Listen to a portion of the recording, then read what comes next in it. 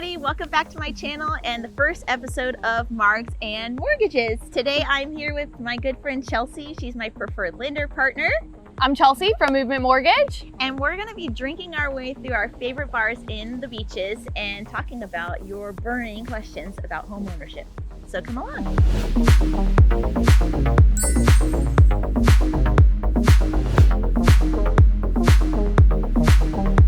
All right, we're starting out here at one of my favorite places, Coop 303. I love it because they have an outdoor, they have an upstairs bar with an outdoor balcony so you can have a little bit of ambiance.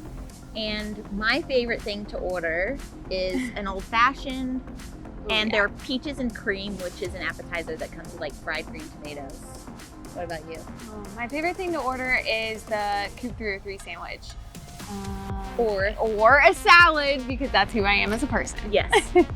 Not today. Here I am, we're at Coop 303, I'm with Chelsea, and I get a lot of leads through Instagram. A lot of the questions I get are about mortgages, and so people ask, should I choose a realtor first or choose a lender first? And I always say, pick a realtor that has a really good local lender partner.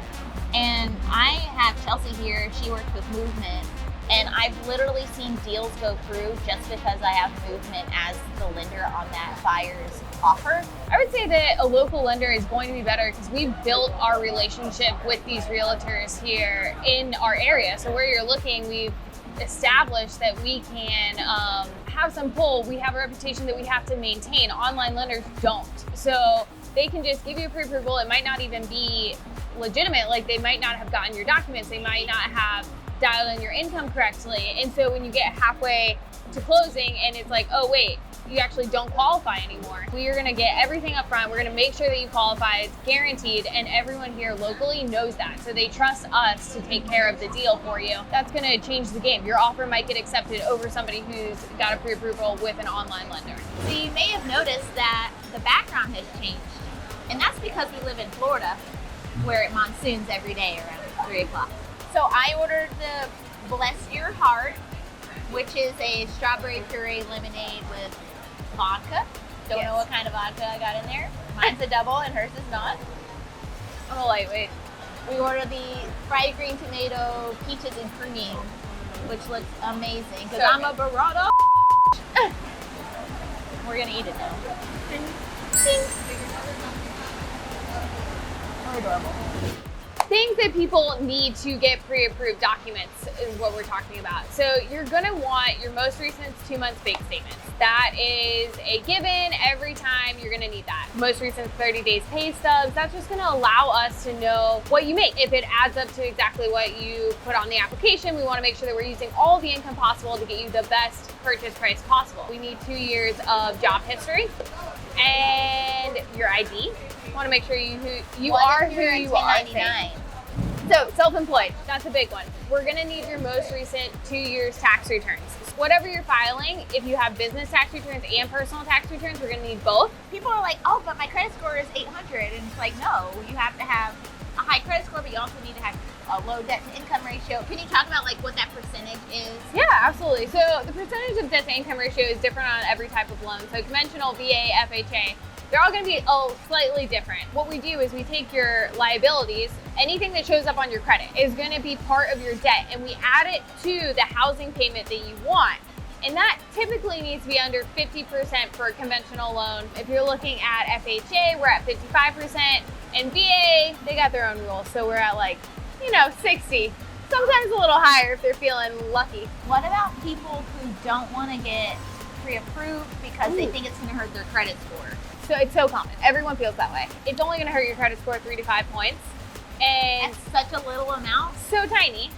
And then if you are shopping, which happens, that's fine. I would just suggest to do it in the same, 5 to 10 days. It only hits your credit as one pull. So if you do it, 2 weeks later, it could hurt your credit score. But if you want it, if you're trying to do that, but there's no harm in getting pre-approved. At least you know, and you're not wasting your time anymore. You know what you're doing. You know what you're going to do. You might have stuff that's on your report that you have no idea that's there. I've actually sent people to Chelsea, family friends, that find out that they have medical bills that needed to get paid off that were old, or things that needed to fall off of their credit report.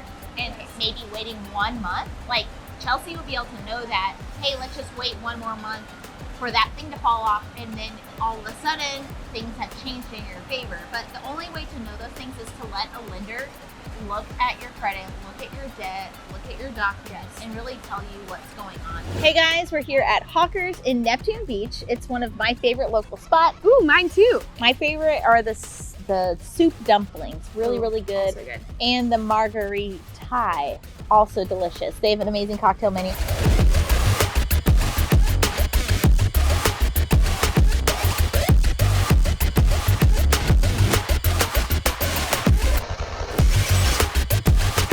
What does it cost to get pre-approved? It costs you nothing to get pre-approved. Why do I need a pre-approval to go shopping for a house? Because we need to make sure that you can afford the house. And if you can't afford the house, then there's no point in going shopping. It's like going shopping for anything with nothing in your bank account. Correct. We want to make sure that you're comfortable with your payment and what that's going to look like for these houses, so that you can have a realistic expectation of, you know, what you're looking for, and your realtor can help you find exactly what makes sense for you. So when you submit an offer and you're not going to get a mortgage, you have to have a proof of funds, because basically you've got to show I have the money in the bank to put this offer in. And so that's usually in the form of a bank statement. When you put in an offer and you have a mortgage pre-approval, that letter goes in with the offer. It's the only way that your offer is going to get accepted, is proof that you can actually buy that house. The other way is if you're not getting a mortgage, you have a proof of funds to say I have the cash in the bank to buy this house. Because the next step, once they've signed off on your offer, it becomes a contract.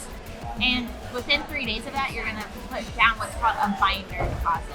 So this is going to be typically 1% of the purchase price, and this is going to commit you that you are going to go through with this contract. It's a courtesy to the sellers that you are committed to the contract. It doesn't always have to be 1%, but that's a typical amount of what it's going to be. The binder is not something that comes out of, so you're still putting a down payment down, but that's not something that is separate, so it's like additional funds. It's part of your down payment, so it's just an upfront portion of your down payment. What you need to bring to the closing table as far as like what your down payment is, what are typical closing costs? So I usually say typical closing costs are anywhere from 2.5% to 3% of the purchase price.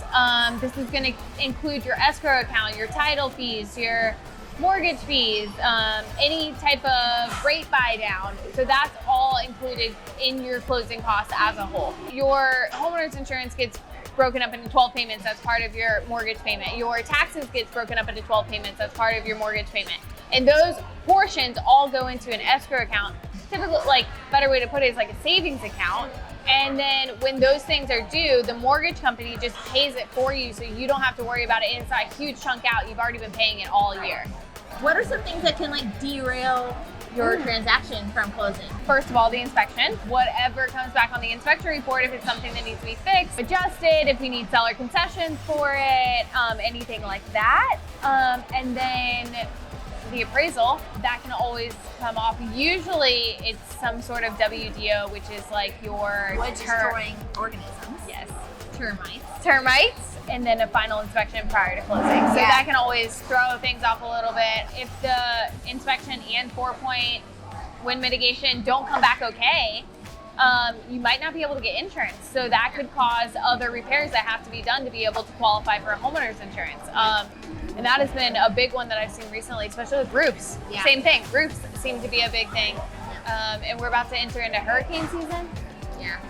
So that's another one with homeowners insurance that can derail a little bit. They will not bind if there's a hurricane in the area. Oh yeah. You cannot bind your insurance. So that is a huge thing. From a realtor's perspective, I've seen closings happen in a week if it's a cash buyer, because you don't have to have an appraisal, you don't have to have an inspection, you literally wire the funds over, and it's really fast. Now, when you're going through a lender and you need to get a mortgage, it's different. Absolutely. So it's going to be anywhere from 21 to 30 days, depending on how everything's going. If we have, buyers that come and they're ready, they got all their documents, everything's like this pretty little package we can get to underwriting, we can close that real quick. The appraisal usually takes between 7 to 10 days. And once we get that back, no repairs, it can go as quick as 21 days, maybe even sooner if everything's on track. Just depends on the quality of the house. Right? Absolutely. I always say, you're better off shopping earlier than you think. If If you have a deadline, like let's say your kids are starting school or you have a new job starting at a certain time, start earlier than when you think you need to move.